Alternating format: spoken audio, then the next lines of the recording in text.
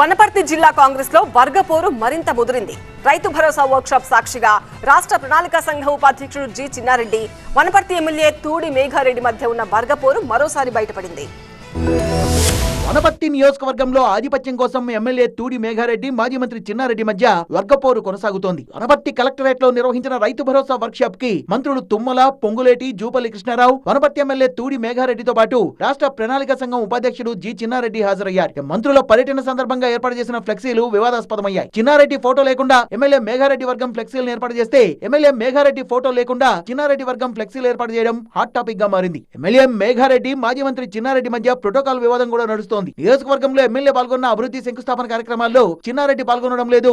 చిన్నారెడ్డి పాల్గొనే ప్రభుత్వ కార్యక్రమాల్లో ఎమ్మెల్యే మేఘారెడ్డి పాల్గొనడం లేదు. ఏడాది అసెంబ్లీ ఎన్నికల్లో టికెట్ ఆశించి భంగపడ్డ డాక్టర్ జి చిన్నారెడ్డికి కొద్ది రోజుల్లోనే ప్రభుత్వం కేబినెట్ హోదా కలిగిన రాష్ట్ర ప్రణాళిక సంఘం ఉపాధ్యక్షుడి పదవిని కట్టబెట్టింది. పదవి పొందిన తర్వాత ఆయన ప్రతిపక్ష పార్టీలకు చెందిన పలువురు నాయకుల్ని పార్టీలో చేర్చుకోవడం ప్రారంభించారు. ఇక్కడ నుంచే ఇద్దరి మధ్య వర్గపోరు మొదలైంది. అసెంబ్లీ ఎన్నికల్లో ఎమ్మెల్యే మేఘారెడ్డిని ఓడించేందుకు చిన్నారెడ్డి వర్గం పనిచేసిందని ఎమ్మెల్యే వర్గం బలంగా నమ్ముతోంది. అప్పటి నుంచి ఇద్దరి మధ్య వర్గపోరు మొదలైంది.